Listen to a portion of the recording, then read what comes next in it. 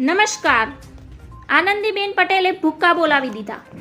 લોકસભામાં આનંદીબેન પટેલે શંકરાચાર્ય અવિમુક્તેશ્વરાનંદ સરસ્વતીનો ઉલ્લેખ કરીને આ માંગ કરી. ગાયના દૂધ અને છાણનું મહત્વ વર્ણન કરતા આનંદીબેન પટેલે કહ્યું કે ગોવંશ પર જે અત્યાચાર થઈ રહ્યો છે તેના પર પ્રતિબંધિત કોઈ કાયદો લાગુ કરવો તેવી હું માંગ કરું છું. આનંદીબેન પટેલે લોકસભામાં આપેલું ભાષણ હવે વાયરલ થઈ રહ્યું છે. તેમની માંગ છે કે ગાય માતાને રાષ્ટ્રમાતાનો દરજ્જો આપવામાં આવે અને ગાયોની હત્યા પર પ્રતિબંધ લાદવામાં આવે. તેમણે વધુમાં કહ્યું કે ગાયનું દૂધ ખૂબ જ ફાયદા માટે હોય છે. કુદરતી ખેતીમાં ગાયના છાણની જરૂર પડે છે. પશુઓની ખરીદી અને વીમા પર જીએસટી લગાડવામાં આવે છે, તેને તાત્કાલિક હટાવવામાં આવે. આનંદીબેન પટેલનો વિડીયો શેર કરવામાં આવ્યો અને કહેવામાં આવ્યું કે પરવાધ્યા જ્યોતિષ પીઠાધીશ્વર જગતગુરુ શંકરાચાર્યજી મહારાજની પ્રેરણાથી આદરણીય ગોભક્ત આનંદીબેન પટેલ એ આજે સંસદમાં ગાયને રાષ્ટ્રમાતા જાહેર કરવાનો મુદ્દો ઉઠાવ્યો છે.